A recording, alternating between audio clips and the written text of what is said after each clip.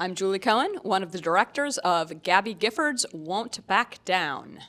And I'm Betsy West, the other director of Gabby Giffords Won't Back Down. And this is the amazing Gabby Giffords. Gabby Giffords Won't Back Down isn't just the name of our film and the name of a Tom Petty song, which we would be happy to sing for you at any point. It's also a very apt description of a woman who, no matter what comes her way, will not and does not back down. We had so much fun, I just have to say, making this film. Sometimes, documentaries are hard. Yes.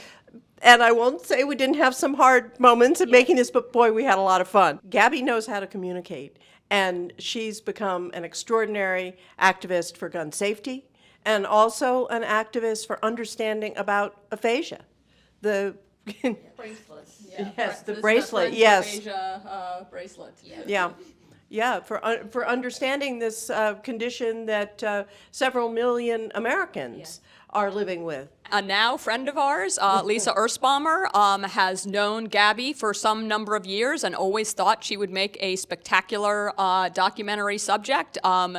Once Gabby decided she was ready for this project to go forward, Lisa became the producer and contacted us as directors to meet Gabby and see whether this might be a good combination. So we met on Zoom. Yes. And it was pretty memorable, right at the beginning of the pandemic. Gabby lifted up her foot like this to the screen to show us her RBG socks. Yes. Gabby likes RBG. And, we knew we just had to make this documentary. We also hope that people will see the message about doing something about gun violence, but also we think people are going to come away with a portrait of an extraordinary person who has really persisted in the face of a tragic event and has turned that event into something pretty triumphant now. Yeah, I think people might expect, and maybe we even expected, starting to learn Gabby's story, that this was going to be a sad story. Being shot in the brain is no joke. No joke. And yet, no bueno.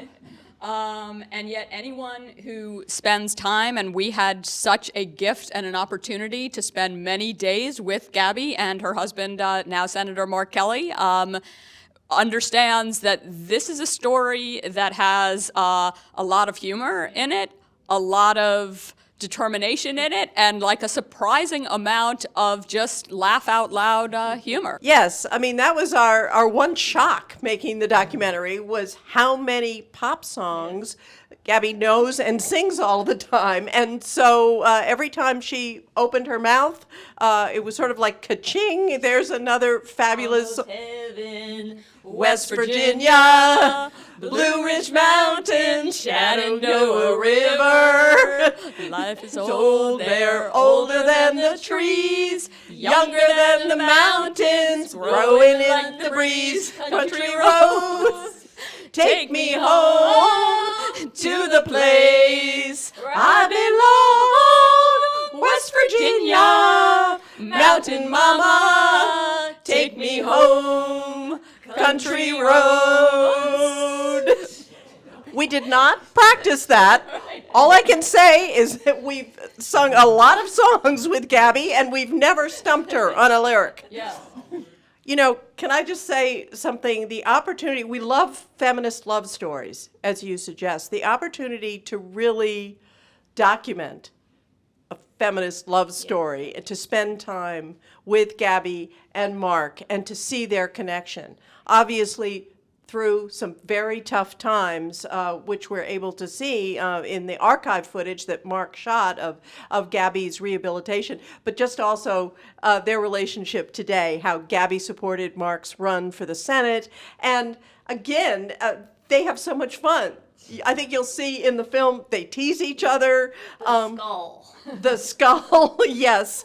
One of the first things that happened on that Zoom call and also in the film is that they made a point of giving us a tour of their house, ending with the freezer where they store what big section of Gabby's skull that was removed following the shooting. Next to the empanadas. And the frozen mangoes.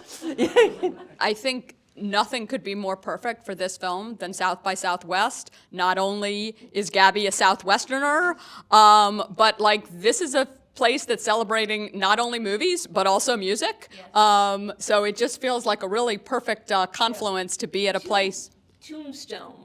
Here, Yes. not so far from Tombstone, and I've got to say we've been running. A lot of people wear cowboy hats around here. That has gotten a good reaction from Gabby, a fan of the cowboy.